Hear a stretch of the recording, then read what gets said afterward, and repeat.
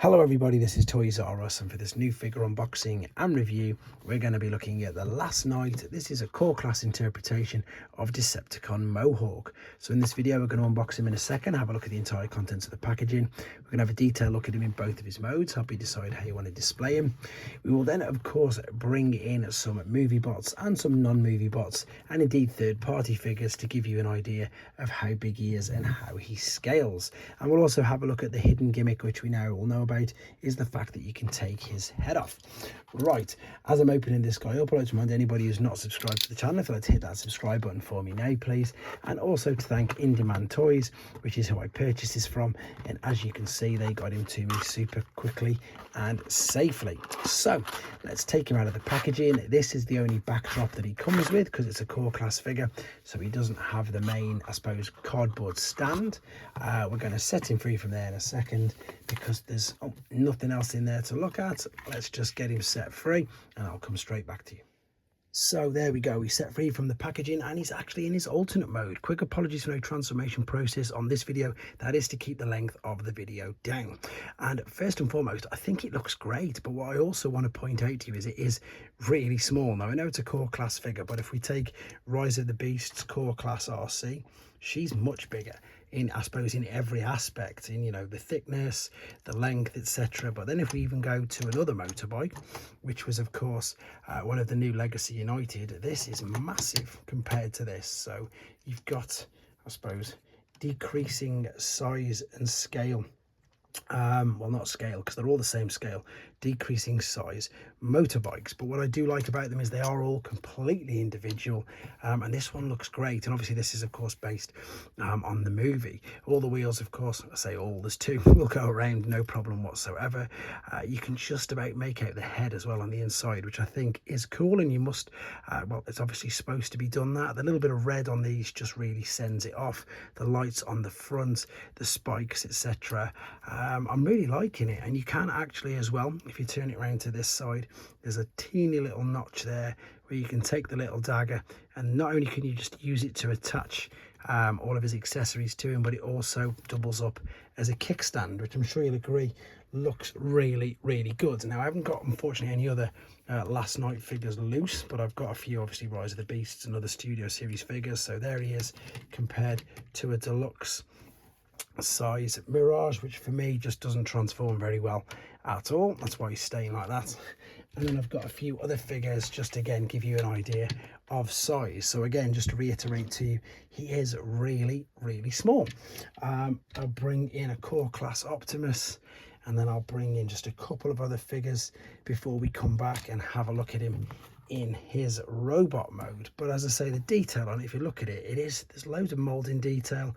You can see the engine, you can see the chain's even a different color, which is good. And as I say, the transformation process, which hopefully you'll have seen in the other video, it's clever and I do really like it. So, but there's not much more to say about that. Let's come back and have a look at him in his robot mode. So back for the final time with him in his robot mode, and again, look at the detail in this little figure. I really do think, and I've said this quite a lot now, that Hasbro are in fact stepping up their core class figure game. And again, I think that's really evident right here with the fact that you've got the different splatters of the green paint on it, the fact that you've got the detail there in the midsection, and again, all sorts of, it looks like engine parts, and it looks, you know, it looks genuinely robotic. Articulation wise, you've got ball and socket at the shoulder, you've got a bicep flexion, which is again a ball and socket as well, so it's like a double bicep if you want to call it that. Obviously there's no wrist articulation or in fact waist, but the hips are on ball and sockets. You've got a knee bend, and then you've even got ankle tilts and rock as well, because they're also on ball and socket. So really well articulated. You can maneuver and move the bike wheels around at the back. Yes, he's a little hollow from the back as well, but again, we're talking core class price point.